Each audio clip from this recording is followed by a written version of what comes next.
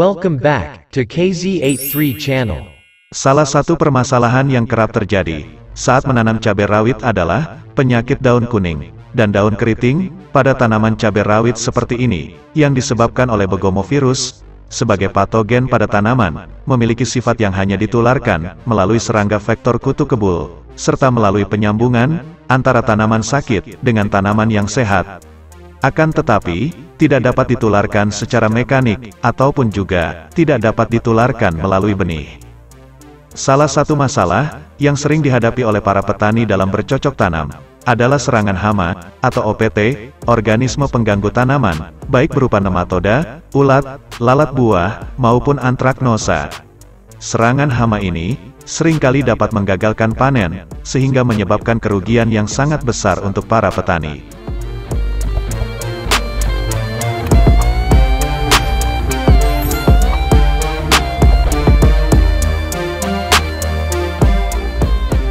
Gejala penyakit awal yang ditimbulkan pada tanaman cabai adalah berupa bercak kuning sampai kuning cerah yang terdapat di sekitar tulang daun. Lalu, tulang daun menebal dan melengkung ke atas membentuk seperti mangkuk atau cuping.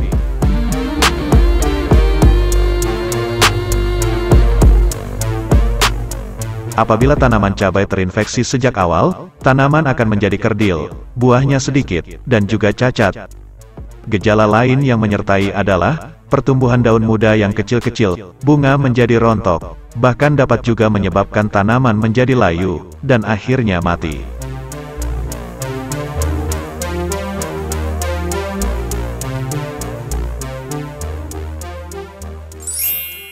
Untuk itu, agar tanaman tidak dirusak oleh hama dan penyakit, sebagai salah satu upaya yang dilakukan adalah dengan menggunakan pestisida, salah satu jenis pestisida yang aman digunakan, mudah didapatkan, serta mudah untuk dibuat sendiri di rumah, yaitu pestisida organik.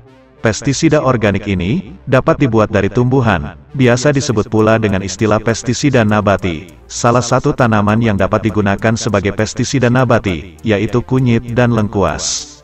Yuk, mari ikuti dan simak terus video ini.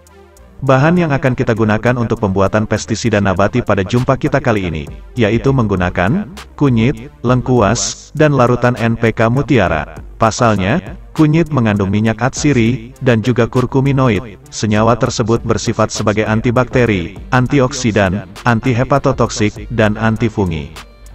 Bahan yang kedua, kita juga akan menggunakan lengkuas. Rimpang lain yang dapat digunakan sebagai pestisida nabati adalah lengkuas. Pada lengkuas, mengandung metilsinamat, sineol, eugenol, kamfer, sekuisterpen, galangin, galanganol, dan beberapa senyawa flavonoid.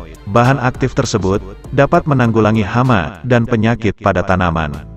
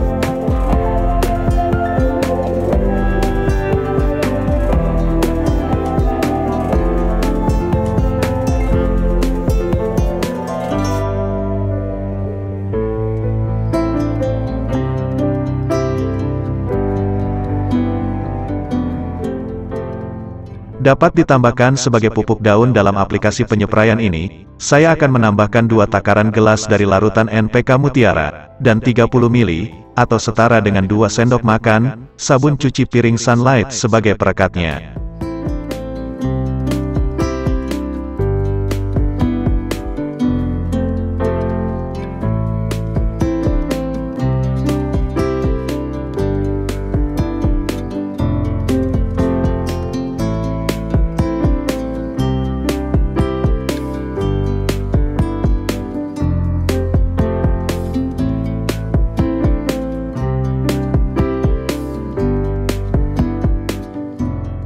Untuk hasil yang lebih optimal, hendaknya, lakukan aplikasi penyepraian dengan menggunakan pestisida nabati ini, interval 1 minggu 2 kali, dan lakukanlah pada pagi hari, ataupun juga di waktu sore hari. Demikianlah sahabat, semoga dapat bermanfaat. Terima kasih telah menonton video ini hingga akhir, dan jangan lupa klik tombol subscribe-nya, agar saya tetap semangat berbagi manfaat. Juga aktifkan tombol loncengnya, agar sahabat dapat notifikasi dari KZ83 channel ini, ketika ada update video terbaru.